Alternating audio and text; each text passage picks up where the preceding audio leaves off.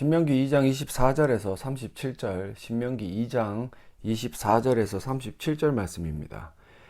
너희는 일어나 행진하여 아르논 골짜기를 건너라. 내가 헤스본 왕 아모리 사람 시온과 그의 땅을 내 손에 넘겼은즉 이제 더불어 싸워서 그 땅을 차지하라. 오늘부터 내가 천하 만민이 너를 무서워하며 너를 두려워하게 하리니 그들이 내 명성을 듣고 떨며 너로 말미암아 근심하리라 하셨느니라. 내가 그대못 광야에서 헤스본 왕 시온에게 사자를 보내어 평화의 말로 이르기를 나를 내 땅으로 통과하게 하라. 내가 큰 길로만 행하고 좌로나 우로나 치우치지 아니하리라. 너는 돈을 받고 양식을 팔아 내가 먹게 하고 돈을 받고 물을 주어 내가 마시게 하라. 나는 걸어서 지날 뿐인즉 세일에 거주하는 에서 자손과 아래에 거주하는 모압 사람이 내게 행한 것 같이 하라. 그리하면 내가 요단을 건너서 우리 하나님 여호와께서 우리에게 주시는 땅에 이르리라 하였으나 헤스본 왕 시온이 우리가 통과하기를 허락하지 아니하였으니 이는 내 하나님 여호와께서 그를 내 손에 넘기시려고 그의 성품을 완강하게 하셨고 그의 마음을 완고하게 하셨음이 오늘날과 같으니라. 그때 여호와께서 내게 이르시되 내가 이제 시온과 그의 땅을 내게 넘기노니 너는 이제부터 그의 땅을 차지하여 기업으로 삼으라 하시더니 시온이 그의 모든 백성을 거느리고 나와서 우리를 대적하여 야하스에서 싸울 때에 우리 하나님 여호와께서 그를 우리에게 넘기심에 우리가 그와 그의 아들들과 그의 모든 백성을 쳤고 그때에 우리가 그의 모든 성읍을 점령하고 그의 각 성읍을 그 남녀와 유아와 함께 하나도 남기지 아니하고 진멸하였고 다만 그 가축과 성읍에서 탈취한 것은 우리의 소유로 삼았으며 우리 하나님 여호와께서 그 모든 땅을 우리에게 넘겨주심으로 아르논 골짜기 가장자리에 있는 아로엘과 골짜기 가운데에 있는 성읍으로부터 길르앗까지 우리가 모든 높은 성읍을 점령하지 못한 것이 하나도 없었으나 오직 암몬 족속의 땅 야복 강가와 산지에 있는 성읍들과 우리 하나님 여호와께서 우리가 가기를 금하신 모든 곳은 내가 가까이 하지 못하였느니라. 아멘. 역사적으로 교회들이 외부에서 들어오는 적에 대한 방비는 굉장히 잘했습니다. 이단의 사설을 잘 차단하여서 교회가 건강하게 유지할 수 있도록 애를 썼고요. 더군다나 캐톨릭이 타락하고 그들이 이 복음에 관한 말씀들을 어그러뜨렸을 때 종교개혁이 일어나서 오히려 그들은 목숨을 걸고 신앙의 자유와 이 복음의 진리를 붙들기 위해서 애를 썼습니다. 자유주의가 침범했을 때에도 막아내기 위해 애를 쓰고 우리나라 역사만 보더라도 그 자유주의 신학 때문에 여러 교단이 갈라지는 그런 어떤 비극적인 역사가 있는데 중요한 것은 그런 외적인 요소보다 내적인 요소에 대한 방비가 굉장히 소홀했기 때문에 지금과 같은 모습들이 드러나고 있지 않나 저는 생각을 해요. 따지고 보면 외부의 적들은 굉장히 우리가 잘 막아내고 있지만 우리 내부에 교회 내부에 있는 비복음을 설파하는 그런 목회자들이나 그 말씀에 위배되는 행동을 하는 목회자들에 대한 처우들 그리고 오죽했으면 우리가 짓는 죄에 대한 모든 원인을 외적으로 사단에게 돌리는 어처구니 없는 신학들이 지금 판을 치고 있거든요. 그래서 죄를 짓고 나면 주 예수 그리스도의 이름으로 명하노니 사단아 물러가라 내게서 떠나가라. 성령 하나님께서 우리를 온전히 지배하실 때 과연 사단이 우리를 이처럼 쉽게 농락을 할 수 있는가? 그리고 우리가 짓는 죄는 정말 우리 내부에 있는 죄성들의 기인에서이지 그것이 물론 세상에 있는 환경이나 사단이 만들어 놓은 문화 요소적인 것들 때문이기도 하지만 결국은 우리가 이해를 해야 되는 교회로 모여있는 우리 내면에 있는 많은 그런 죄성들 때문이다. 그래서 우리 내부에 있는 이런 죄성들과 싸우기 위해서 투쟁하는 것들 굉장히 열정적으로 하지 않습니다. 죄를 지어도 아무런 양심의 가책 없이 죄를 짓습니다. 그 죄에 대해서 슬퍼하거나 괴로워하거나 심지어 목회자들도 자신들이 죄를 짓고 나면 그것들을 단 하나의 사단의 어떤 영역으로 치부하여 버리고 진정한 회개와 그 회개에 합당한 열매, 즉 목회직을 내려놓는다든지 7개를 범한 이후에 목회자들이 계속해서 목회를 하는 모습을 보면 과연 우리 교회들이 이 내부에 있는 적들을 어떻게 대하는가? 별 볼 일 없고 별일 아닌 것처럼 생각했기 때문에 지금 이런 모습들이 드러나고 있거든요. 그래서 교회 내부에 있는 성도들이라고 불리는 사람들이 태반이 신앙이 없거나 신앙이 있어도 아주 약한 상태에 있고, 또 그런 사람들이 대다수를 차지하기 때문에 교회의 건강함은 유지되지 않는 것. 이것 또한 어떻게 보면 교회의 어떤 성장 중심적인, 성장 지향적인 목회자들의 욕심 때문에 걸러내지 못하는 거죠. 말씀을 가르쳐서 그 말씀대로 살아갈 수 있는 힘을 줄 수 있도록 교회가 환경을 조성해야 되는데, 지금 교회의 모습을 보자면 거의 동호회 수준에 머물러 있어요. 그냥 주일날 한번 모여서 놀고, 또 평일 한번 모이면 놀러 가기 바쁘고. 교회가 해야 되는 가장 중요한 일이 무엇입니까? 복음을 선포하고 말씀을 가르치는 일이거든요. 과연 여러분들 교회에서 이런 일들이 정확하게 그리고 꾸준하게 일어나고 있는가? 그 어떤 환경이 제공되고 있는가를 스스로에게 한번 물어보세요. 그러면 이 말씀이 전해지지 않고 말씀을 배우지 못하는 것만큼 교회를 넘어뜨리는 강력한 적은 없다라는 사실을 알게 될 겁니다. 그래서 지금 이 위드 코로나 시대에 교회들이 처해 있는 어려움은 어찌 보면 자처한 어려움이고, 이 자처한 어려움을 헤쳐나가기 위해서 이제는 밖으로 물론 밖에 있는 요소들도 막아내는 건 중요합니다. 그런데 여러분들 안에서 치고 들어오는 적들 때문에 나라가 무너지고 단체가 쓰러지는 것을 우리가 여러 번 목도하지 않습니까? 그래서 여러분들이 내부에 있는 교회가 교회답지 못하게 만드는 우리 내부에 있는 그런 악한 요소들을 좀 똑바로 바라보시고 제거하는 것도 지금 이 힘든 시기에 교회가 현명하게 이 어려움을 대처하는 방법이지 않을까 생각을 해요. 우리가 지난주에 살펴본 것처럼 하나님께서는 세상에 대해서 교회가 권리만을 주장할 것이 아니라 책임의식도 있어야 된다.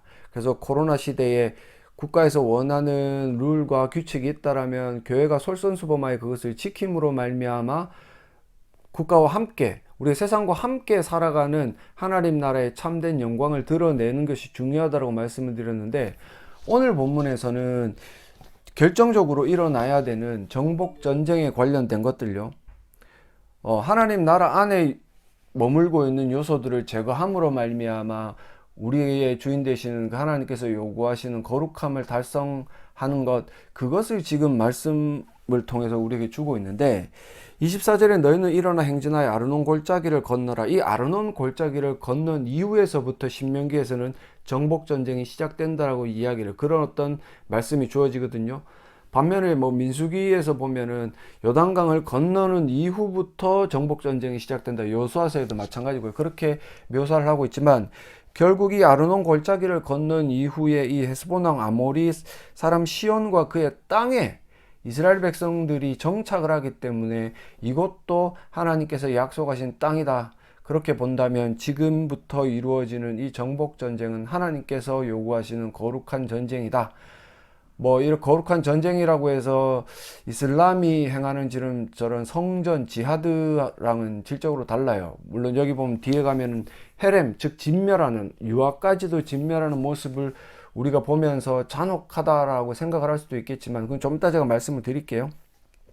근데 분명히 지금 이 아르논 골짜기를 건넌 이후부터 하나님 나라의 내부적인 그런 어떤 거룩함의 회복, 거룩함이라는 건 구별됨이죠. 이 구별됨이라는 건 한 점 오차나 이런 어떤 더러움이나 악이라는 것들을 제거하는 그런 일들이 지금 벌어집니다. 그래서 내가 헤스본 왕 아모리 사람 시온과 그의 땅을 네 손에 넘겼은즉 이제 더불어 싸워서 그 땅을 차지하라. 왜? 이 땅은 약속된 땅이다. 그리고 이 땅은 거룩한 땅이다. 거룩하게 하기 위해서 너희를 불러내었다라는 레위기 11장 45절의 그 말씀처럼 금묵자흑, 즉 까만색 가까이 가면 더러워지는. 그래서 여러분들이 아셔야 되는 게 뭐냐면 전제예요. 나 스스로 완전한 거룩함을 지금 이 시점에서 쟁취할 수는 없습니다. 목사였던 저도 죄가 있고 더러움이 있고 오점이 있는 인간인데, 근데 전제마저도 우리가 이해를 하지 못하고 넘어간다면 이런 일들이 일어나지 않는 거죠. 하나님의 거룩함은 완전한 거룩함이기 때문에 그 거룩함을 위해서 레위기 11장 45절에 거룩하라, 거룩할지어다 라고 분명히 말씀을 하셨고, 창세기 15장 16절에 보시면 네 자손은 4대 만에 이 땅으로 돌아오리니 이는 아모리 족속의 죄악이 아직 가득 차지 않았다.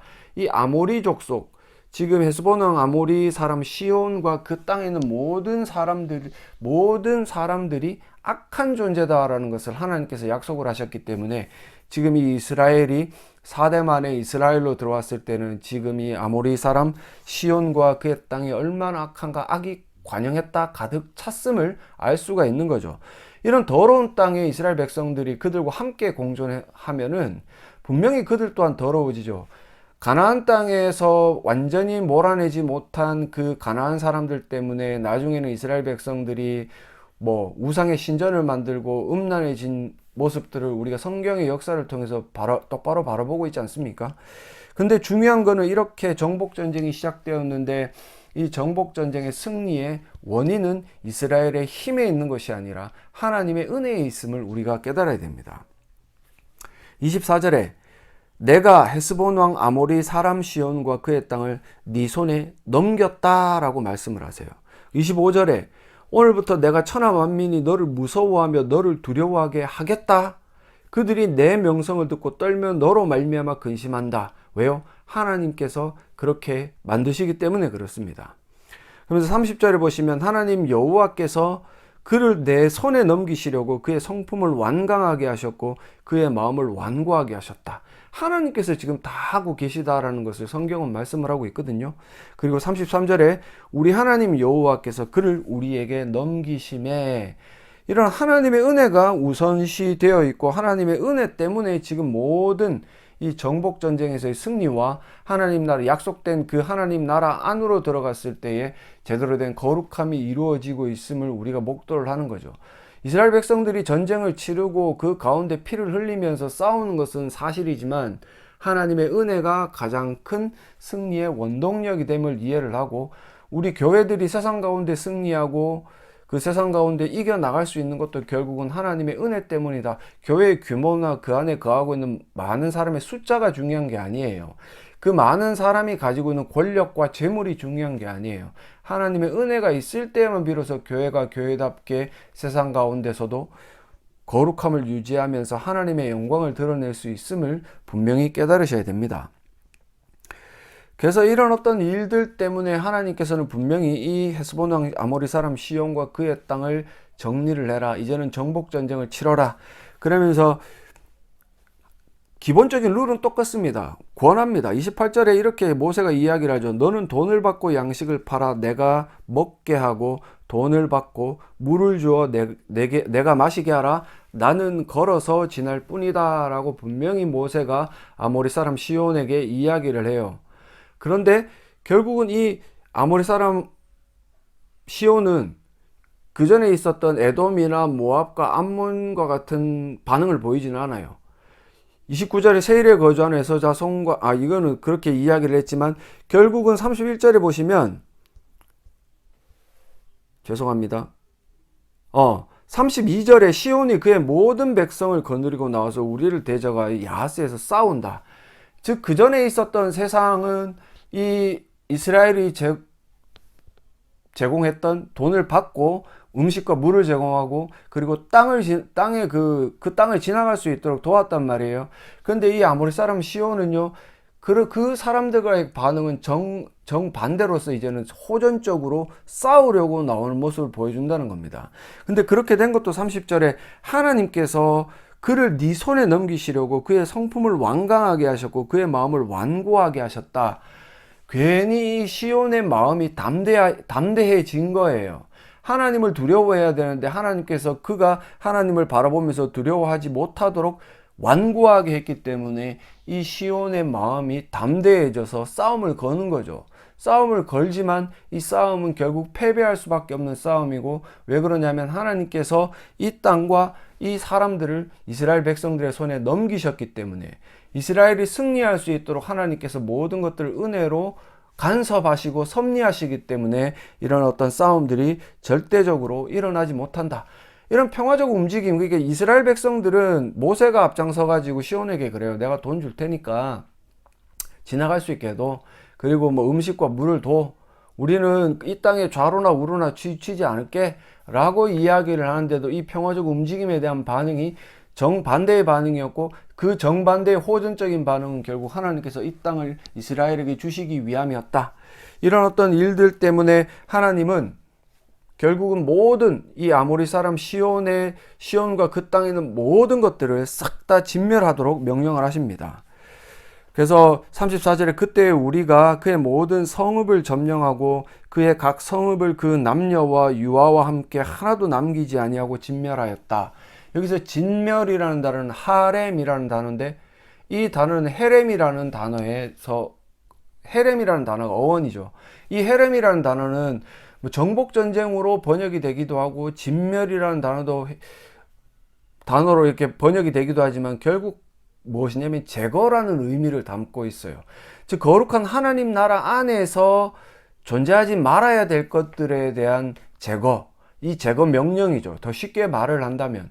근데 우리가 이런 명령을 보면 굳이 유아까지 죽여야 되느냐, 하나님 너무 잔인하신 분 아니냐, 잔혹하신 분 아니냐라고 평가를 내릴 수 있는데, 여러분들이 생각을 해보기에 그런 어떤 생각들은 윤리 도덕적인 측면이지, 이 윤리 도덕적인 측면으로 하나님을 평가 내릴 만큼 우리는 대단한 존재가 아닙니다.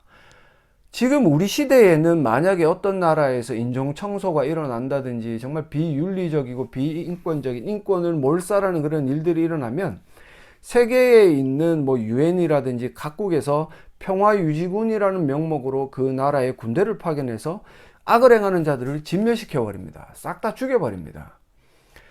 그게 지금 이 시대의 환경이기 때문에 지금 이 시대의 환경을 지금 이 모세 시대의 역사적인 환경 가운데 접목을 시켜가지고 이래도 될 판에 하나님이 너무나 잔인하신 분 아니냐라고 이야기를 할 수는 없다라는 거죠.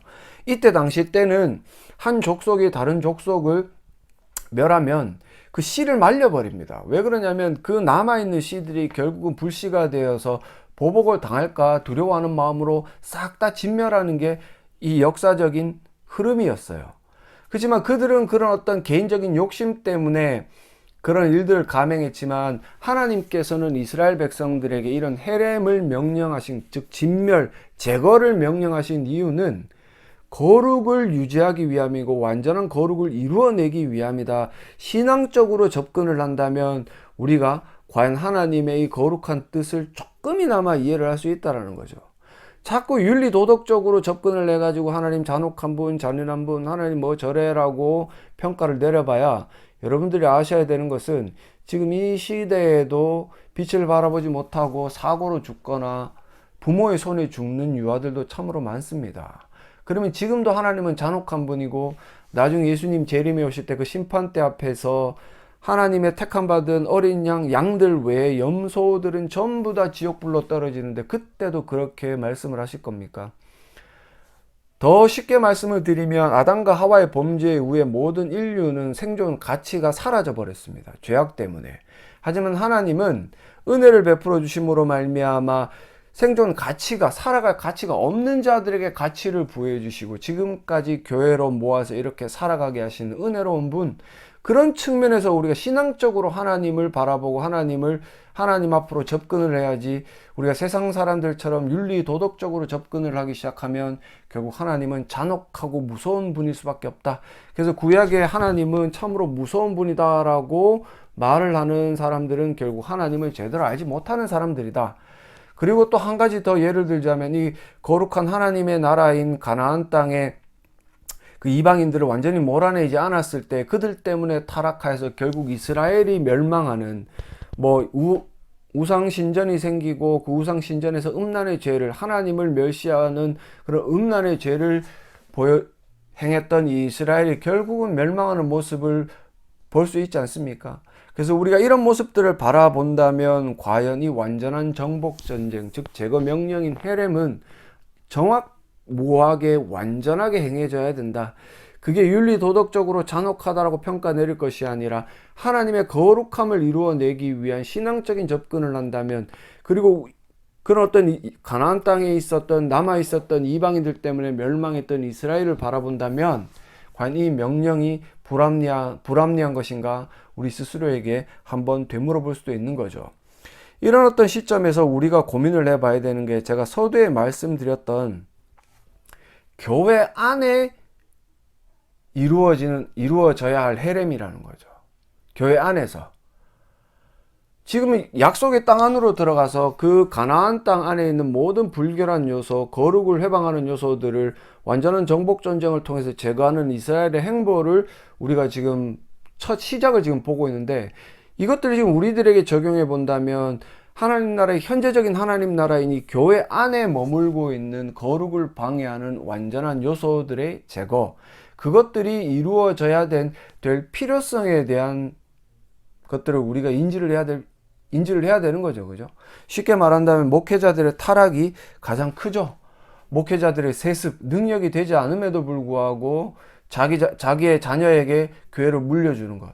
그리고 정치적인 노선을 통해서 능력이 없음에도 불구하고 교회에 담임으로 앉히는 지금 이 교회의 현실들. 그렇던 목회자들의 성적인 타락, 돈에 대한 욕심, 또 그를 치리하지 않는 교회의 모습, 노예의 모습, 총회의 모습.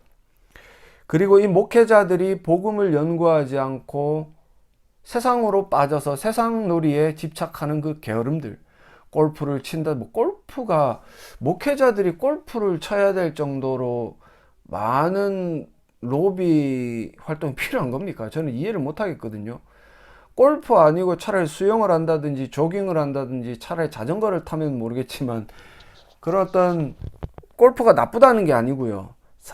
성도들이 보았을 때 목회자가 골프를 치러 나가서 하루 종일 시간을 비우는 그런 게으름들이 보인다면 참 그렇게 이게 덕스러운 일은 아니거든요. 그리고 직분자들의 무능력. 직분은 일을 감당하도록 은사에 맞게 골고루 주는 게 직분이고, 특별히 중직은 그 사람에게 신앙적인 경륜이나 신앙적인 능력이나 신학적인 지혜나 지식이나 그리고 일을 감당할 수 있는 깜냥들이 분명히 존재를 해야 되는데, 그런 것들이 없는 사람들에게 돈을 받고 직분을 주는, 이재철 목사님이 한번 비판을 하셨죠. 왜 직분자들에게 돈을 받느냐. 교회가 오히려 월급을 주지는 못하더라도 그들이 일을 할 수 있도록 독려하는 게 올바른 모습이다. 저도 동일하게 생각을 합니다. 그런 어떤 무능한 사람들이 직분을 가지면 어떻게 되느냐? 갑질을 하기 시작합니다. 특히 장로들이란 사람들이 무능력하고 그냥 자기 돈 내고 장로를 하니까 교회에서 열심히, 장로 되기 전까지 열심히 하려고 애를 쓰죠. 근데 장로가 딱 되면 모든 것을 하지 않고 손을 놓아버리는, 그건 권사도 마찬가지고요. 그러면서 뭘 하기 시작하느냐? 갑질을 하기 시작합니다. 목회자들의 목회 방향, 목회자들의 설교 막 갖다가 갑질을 하는 거죠. 간섭을 하는 거죠. 하나님께서 주신 고유한 은사를 침범하는 그런 어떤 갑질의 모습들. 또 뭐가 있어요? 그러니까 질서가 없는 거죠. 장로가 목사들에 대해서, 목사가 장로들에서 둘이가 대립을 해가지고 피 터지게 싸우면 교회가 올바로 서겠습니까? 서로 하나가 되어서, 에베소서를 보면 이 교회의 하나됨에 대한 요소가 있고, 로마서에 보면 그 은사의 다양함이 있지만 이 다양함이 결국은 하나가 되어서 교회를 건강하게 세워나가는데, 서로 갑질하고 질서 없이 그러다 보니까 교회는 당연히 어지러워질 수밖에 없는 거죠. 그리고 사랑이 없는 거죠. 직분이 없거나 돈이 없거나 가난하거나 힘이 없거나 뭐 이렇다면 교회에서는 사람 대접을 받지 못하는 게 지금 우리 현실 아닙니까?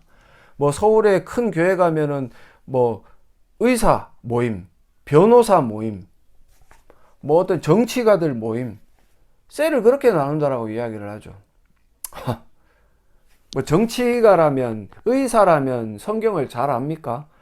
그렇게 나누는 이유는 모임을 만들어서 저들끼리 이야기를 하라는 거예요. 신학적인 이야기, 신앙적인 이야기가 아니라 그냥 수준에 맞는 너희들끼리 할 수 있는 이야기를 하라는 거예요. 근데 그 사람들이 많이 배우고 전문 직종에 머물러서 살아갈지는 모르겠지만 그 사람의 인격이나 살아가는 삶의 패턴이 건강하다라고 이야기를 할 수 없거든요. 근데 교회들이 점점 이런 식으로 편가르기, 뭐 질서 없고 사랑 없고 뭐 목회자들의 타락으로부터 게으름으로부터 비롯되는 모든 일들 때문에 이루어지지만, 가장 결정적인 교회의 타락은 복음 없음이에요. 복음 없음이 지금 교회를 무너뜨리는 가장 큰 내부적인 요인이다.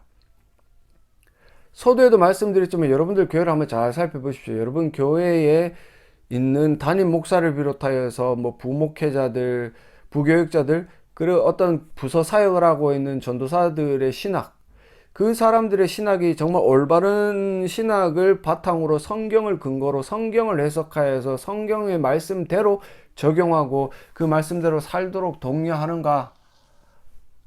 한번 고민해 보세요. 여러분들이 분별을 못하면 물어보세요. 뭐 여러분들 딱 생각했을 때 부목사들 중에 누가 설교를 잘해? 보니까 성경대로 설교를 하는 것 어때? 그럼 물어보세요. 담임 목사님, 저 설교가 올바른 건지. 물어보고 점검해가지고 만약에 목회자가 복음을 잘 전하지 못한다면 컴플레인을 해야 되는 거죠. 그죠? 세상에만 뭐 서비스가 안 좋으면 컴플레인 하는 게 아니라 어차피 목회직도 서비스직이고 이 복음이라는 가장 진리의 말씀을 전하는 가장 고귀한 서비스직이긴 하지만 거기에 대한 컴플레인을 해야죠. 왜 당신은 설교에 대한 수준이 그거밖에 안 됩니까? 왜 성경을 해석하는 능력이 그거밖에 안 됩니까? 왜 설교가 어렵습니까? 왜 설교가 이렇게 두서가 없고 말이 되지 않습니까? 라고 컴플레인을 해야 돼요. 그리고 그거 외에 교회가 해야 되는 가장 또 큰 일인 말씀을 가르치는 일들이 왜 우리 교회는 없습니까? 왜 없는 거예요? 이 말씀에 대한 양육과 말씀으로 사람들을 세워나가는 작업이 없기 때문에 목회자들의 타락, 그리고 뭐 직분자들의 무능력과 뭐 갑질, 무질서함, 사랑 없음 이런 일들이 일어나는 거죠. 그래서 가장 중요한 교회 내부의 헤렘이 뭐냐면 복음 없음에 대한 헤렘이 가장 먼저 이루어져야 돼요.